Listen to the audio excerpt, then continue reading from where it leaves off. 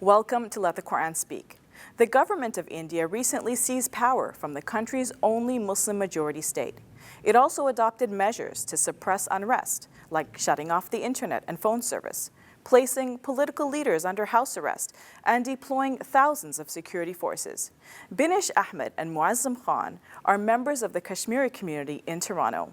They join me to explain what is going on in Kashmir. Binish, Muazam, welcome to Let the Quran Speak. Thank you. Thank you for having us here. So Muazam, I'll start with you.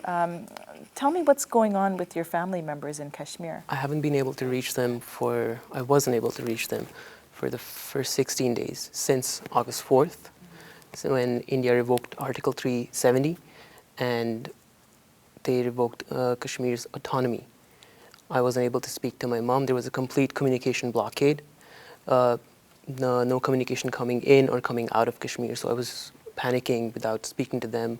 I wasn't able to reach my sister, my mother, and Kashmiris globally weren't able to reach any of their family or relatives in Kashmir at that time.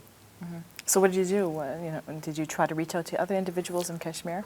I couldn't. I could reach out to other family members here and people I know, my friends, acquaintances across the globe, but nobody in Kashmir because there was no way of getting through to them. So you haven't been able to speak to your mother or sister since? It was a chain of 4 people coordinated.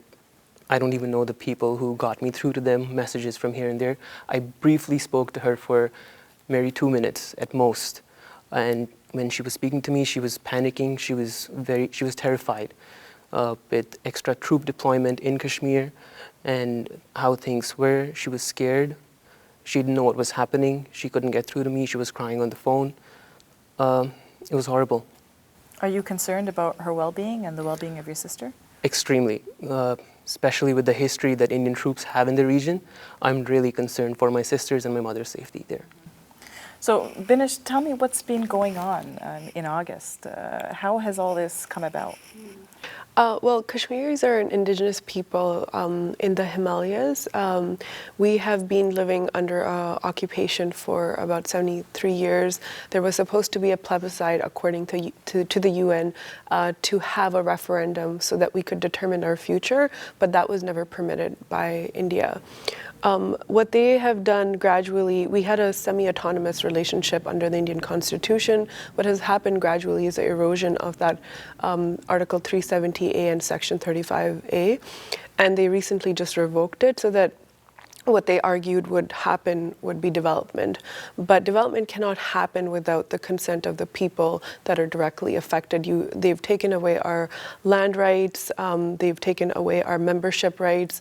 Essentially, what they've done is they invaded semi-sovereign. We're a sovereign people, but we had a bit of a relationship through the Constitution, but they've invaded through militarized force. Simultaneous to this invasion through the military in a mass form, there's almost 1 million Indian armed military troops in Kashmir stationed there. Simultaneously, what they did was they implemented a communication blockade. Internet is off. Mobile phones are off, landlines were shut down, but now we're hearing some are restored, but we can't get through to the people. Sometimes we do, sometimes we don't. The UN special rapporteurs have recently also, just a day ago, released joint statement on this and said this is a collective punishment of a people disproportionately, and that these restrictions on the freedom of press and freedom of people for their opinion or expression are not acceptable. And they're asking India to change what they've done to lift the communication blockade and the information blockade. On the other hand, India has propaganda, and it's claiming that, for example, this is for development, or this is to eradicate terrorism.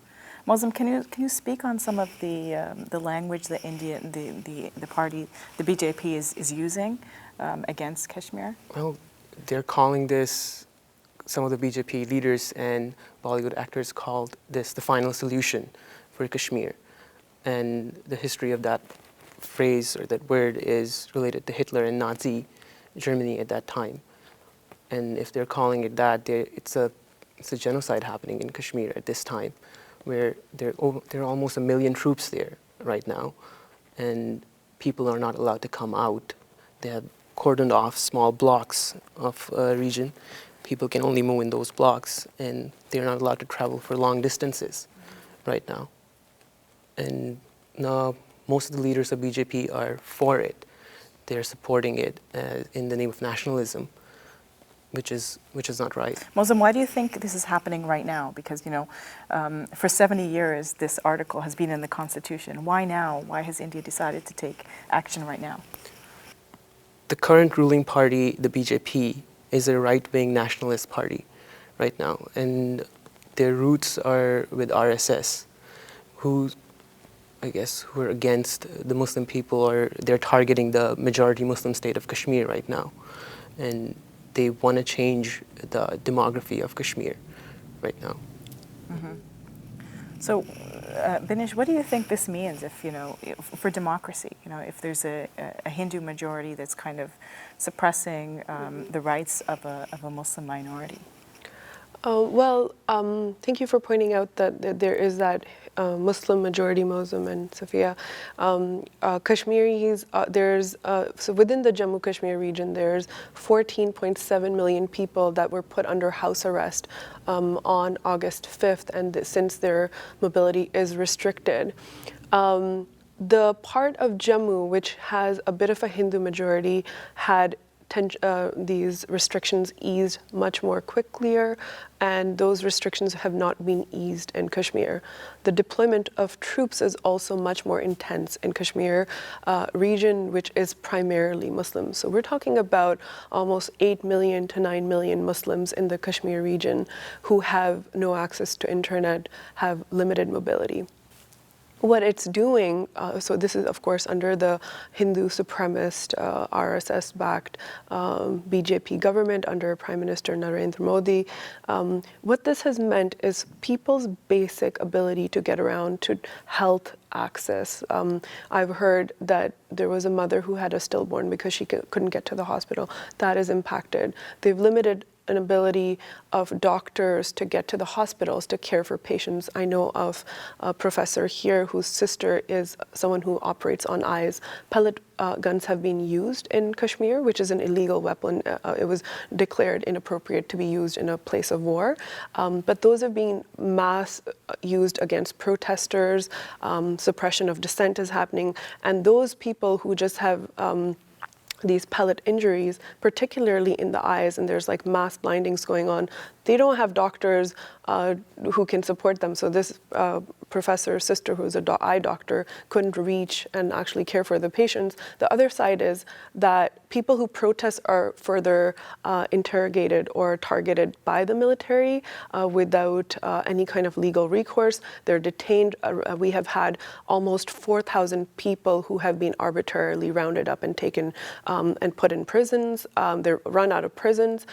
They also, I believe, in hundreds taken activists, civil rights leaders, political leaders, and rounded those up and put them in prisons. So with all these restrictions, there's a lot of basic everyday rights that are violated beyond just the freedoms of expression and opinion. We're very concerned because on August 15th, there was also a genocide alert that was issued by Genocide Watch. This, of course, as you know, has further put a sense of worry in our community because they have documented a historical pattern through the policies and practices that the Indian state has had in use of force of an impending genocide massacre that could happen. Are people able to get out, Muazam? I don't think they can move past certain areas. They can go to neighbors in their small neighborhood, but other than that, they cannot move for long distances.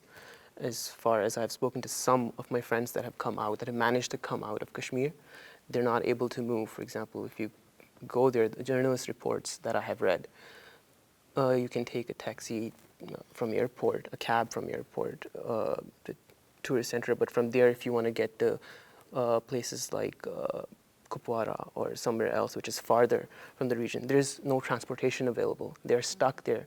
There have been reports of people who have had to walk 5-6 kilometers just to take medicines to their families because there's not enough medicines in the store.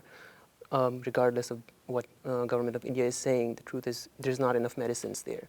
There are people who had to go back, and because they care for their grandparents so much, their parents so much, they've had to take the risk of going back there with medicines because they're not sure, they're unable to communicate.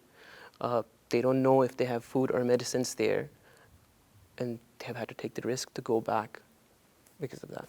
Mm-hmm. Mm-hmm. So what can people do? I want to ask both of you, so I'll ask Binish first and then Muazam. What can people do? I mean, we know that a lot of, terrible things are happening around the world, and people are, I feel, suffering from compassion fatigue. They're not sure. There's so many things that they feel like they need to tackle, and people are burning out from dealing with all this. So what do you think that people can do? Kashmir is very far away to many of us. How do we act? What do we do, Binish? Well, there's a couple of things you can do. First of all, find out if you know any Kashmiri in your community. Most of us are not sleeping well at night.